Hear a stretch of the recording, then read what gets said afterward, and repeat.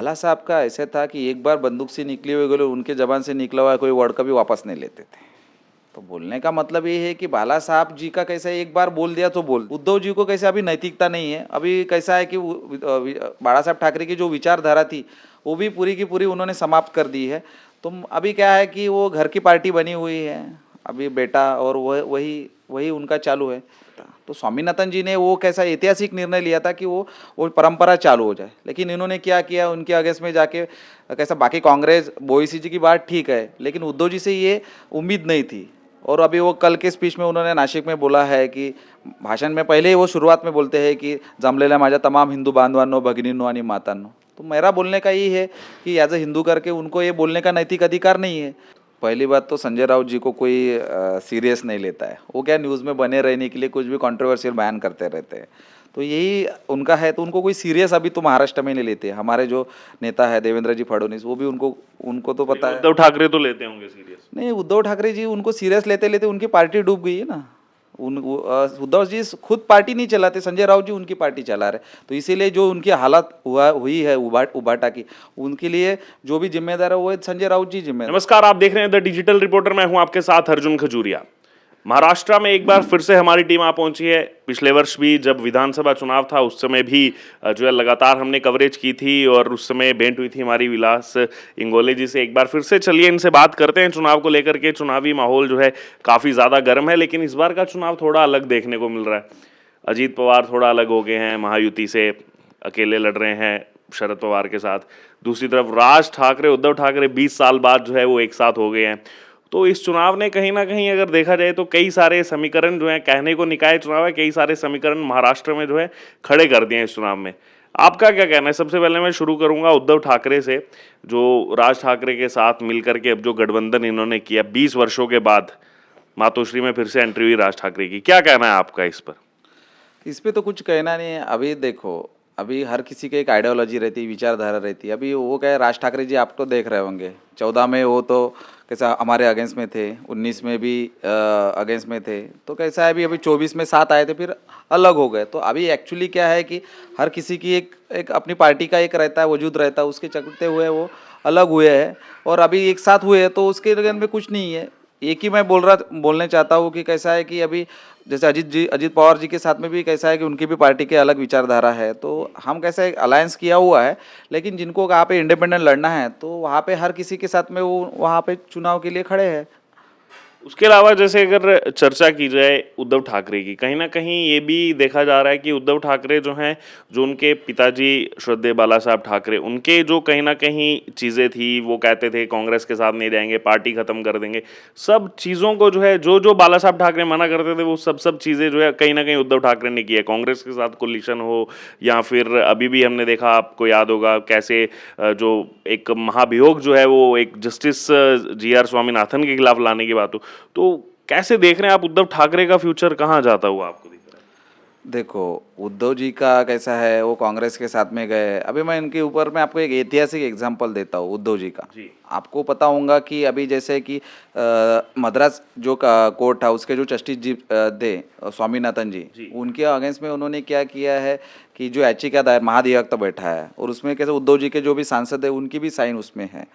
तो स्वामीनाथन जी ने क्या किया था, जो छठवीं शताब्दी में जो एक वहाँ से परंपरा थी 13वीं शताब्दी तक के चली दीप जलाने का, लेकिन मुगलों ने आपको पता है पूरा नहस तहस कर दिया था। उस टाइम पे क्या हुआ था कि वहाँ पे दरगाह बना के वो जो दीप स्तंभ जलता था, वो जो चलने वाली प्रथा उसको बंद कर दिया था। तो स्वामीनाथन जी ने वो कैसा ऐतिहासिक निर्णय लिया था कि वो परंपरा चालू हो जाए, लेकिन इन्होंने क्या किया, उनके अगेंस्ट में जाके कैसा, बाकी कांग्रेस ओवैसी जी की बात ठीक है लेकिन उद्धव जी से ये उम्मीद नहीं थी। और अभी वो कल के स्पीच में उन्होंने नाशिक में बोला है कि भाषण में पहले ही वो शुरुआत में बोलते हैं कि जमलेल्या माझ्या तमाम हिंदू बांधवांनो, भगिनींनो आणि मातांनो। तो मेरा बोलने का यही है कि एज ए हिंदू करके उनको ये बोलने का नैतिक अधिकार नहीं है।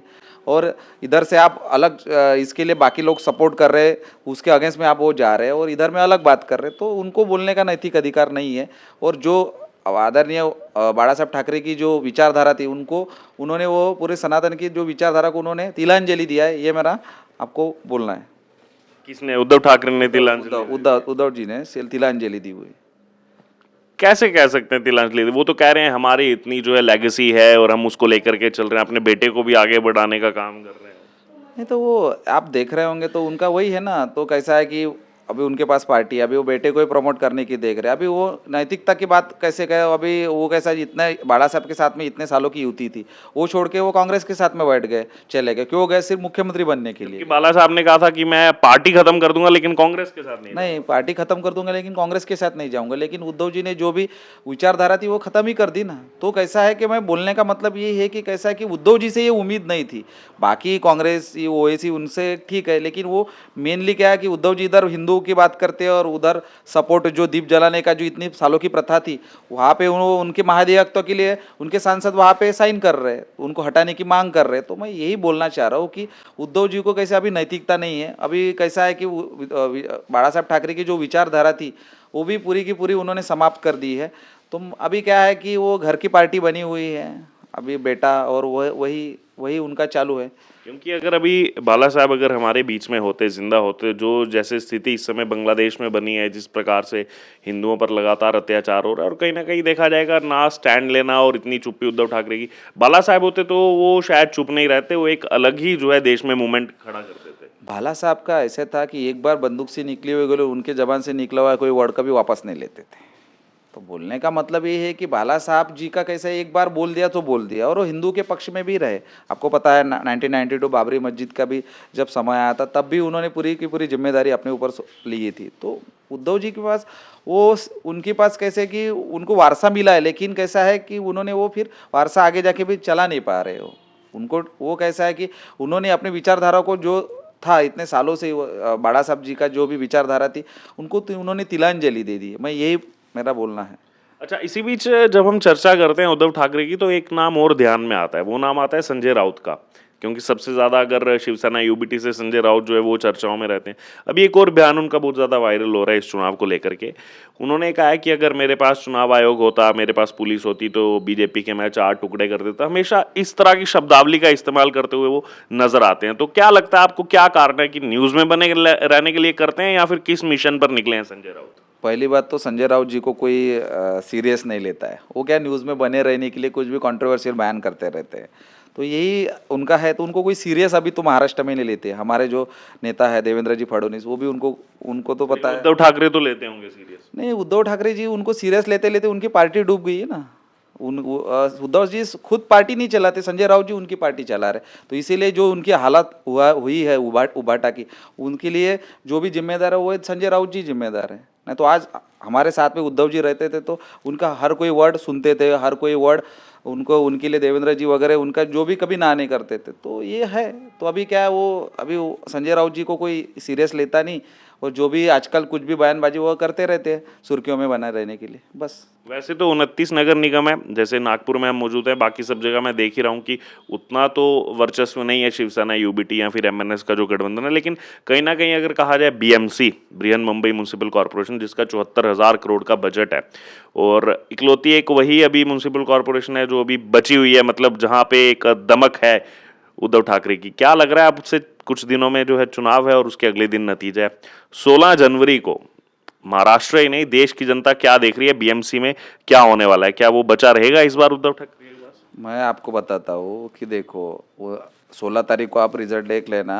वहाँ पे हमारी महायुति की सरकार की सरकार बनने वाली है, हमारा ही महापौर होने वाला है पूरा महाराष्ट्र में। 2 दशकों से चल रहा है उद्धव ठाकरे का दबदबा वहाँ। हाँ, तो वहाँ पे भारतीय जनता पार्टी का उनको सपोर्ट रहता था ना। हमने उनके लिए 3-4 बार मेयर उनको सपोर्ट किया हुआ है ना। पिछले बार भी हम 82 तक के पहुँचे थे, वो 84 तक के थे। तो हमने उनको सपोर्ट किया तब जाके उनका मेयर बना था। तो हम इस बार हम उनके अगेंस्ट में हैं तो ऑटोमेटिकली हमारी सरकार बनने वाली है। तो ये मैं आपको बता रहा हूँ। और कैसा है कि वहाँ तक के अभी जो भी था, उद्धव जी इतने सालों के साथ हमारी जो युति थी, युति में आज तक के लड़े थे, फिर 2017 में अलग अलग लड़े थे, तो हम अलग भी लड़े थे, हमारे 82 सीट आई थी। तो हमने उनको कैसे सपोर्ट किया। तो बाकी तो अभी इस बार तो उनकी हमारी सरकार बनने वाली है वहाँ पे। तो मैं आपको दावे के साथ कह रहा हूँ 16 तारीख को आप देख लेना कि आपको भारतीय जनता पार्टी का वहाँ पे महापौर बनते हुए देखेगा। तो केवल बृहन मुंबई में ही देखने को मिलेगा या बाकी एरिया 29 नगर निगम है वहाँ पर भी? क्योंकि जैसे पिंपरी की अगर मैं बात करूँ, वो अजीत पवार मेनली अलग ही इसलिए हुए हैं कि वहाँ उनको चाहिए था कि मुझे ज़्यादा सीटें मिले, इसीलिए जो है राज्य में महायुति के साथ है लेकिन निकाय चुनाव में अलग होकर लड़ रहे हैं। नहीं, 29 महानगर पालिका जो भी चुनाव वहाँ पे भारतीय जनता पार्टी का ही आपको मेयर दिखेगा। मैं बता नागपुर में भी तो 120 के ऊपर ही हम लोग जा रहे हैं। बाकी जैसे पिंपरी चिंचवड़ में हमारी 120 मैं कल धर्मपाल जी से भी मिला, उन्होंने भी 120 कहा, एक और नेता उन्होंने 125। तो ये एक मतलब 151 में 120 125 माइंड में लेके चल रहे हैं यहाँ पर। नहीं, पिछले बार 106 107 हमारे आए थे, नगर सेवक चुन के आए। तो इस बार हमको पता है कि जो 5 साल में और ज़्यादा विकास हुआ है, जैसे आप देख रहे होंगे तो देवेंद्र जी के कार्यकाल से नितिन जी के कार्यकाल जितना विकास अभी तक के नागपुर का हुआ, अभी तक के किसी नेता ने और किसी कोई पार्टी ने किया नहीं। तो हम दावे के साथ कह सकते हैं, क्योंकि हमारा काम इतना हुआ है नागपुर के अंदर में, तो श्योर शॉट हमारे 120 125 के अब हो ही जाएंगे, मैं आपको दावे के साथ कहता हूँ।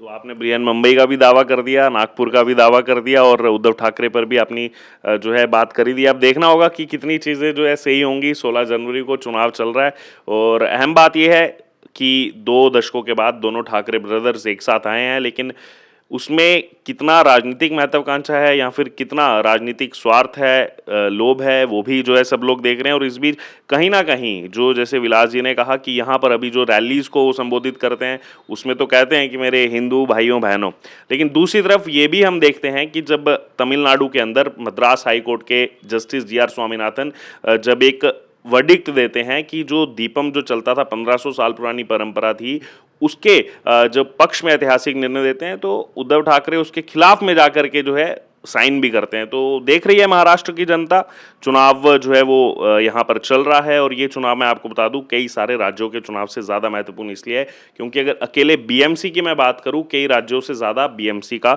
बजट है। बहरहाल देखना होगा, लगातार हमारी कवरेज जारी है। 16 जनवरी को क्या नतीजा आएगा। अब आपकी इस पूरी चर्चा हमारे साथ जो विलास जी जुड़े, पूरी चर्चा हुई है महाराष्ट्र को लेकर के। अब आपकी इस पर जो राय हो आप जरूर कमेंट बॉक्स में शेयर करें। बने रहें तमाम अपडेट्स के लिए द डिजिटल रिपोर्टर के साथ।